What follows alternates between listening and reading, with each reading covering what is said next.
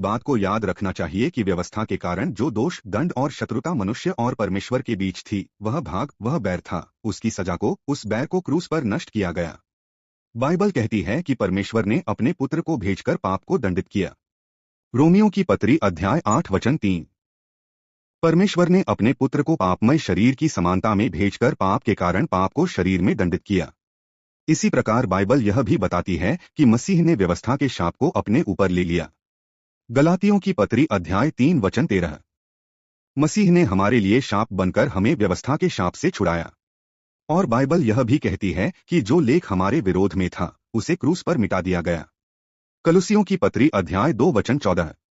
उसने विधियों का वह लेख जो हमारे विरोध में था मिटा दिया और उसे क्रूस पर कीलों से जड़ दिया। इसलिए जब इफिसियों की पत्री अध्याय 2 वचन 14 से 16 में लिखा है कि मसीह ने बैर को नाश किया, तो इसका अर्थ यह है कि व्यवस्था के कारण जो दोष, दंड और शत्रुता मनुष्य और परमेश्वर के बीच थी, उसे प्रभु यीशु मसीह ने क्रूस पर समाप्त कर दिया, ताकि यहूदी और अन्य जाति दोनों को एक देह बनाकर परमेश्वर से मेल करा दे। परमेश्वर और मनुष्य के मिलन में जो बाधा थी, उसकी व्यवस्था का जो दंडात्मक भाग था, उसकी सजा लेने के बाद वह बाधा हटा दी गई। प्रभु यीशु मसीह ने स्वयं बताया कि केवल पराई स्त्री के साथ शारीरिक संबंध यानी व्यभिचार नहीं, तो किसी भी स्त्री को कुदृष्टि से देखना भी व्यभिचार है। प्रभु यीशु मसीह ने व्यवस्था के नियम को मिटाया नहीं, उसे और भी गहरा किया और उच्च स्थान दिया।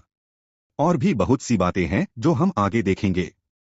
मेरे भाई और बहनों, देखिए, यह एक बहुत ही संवेदनशील और महत्वपूर्ण विषय है। जब बाइबल के वचनों की व्याख्या की बात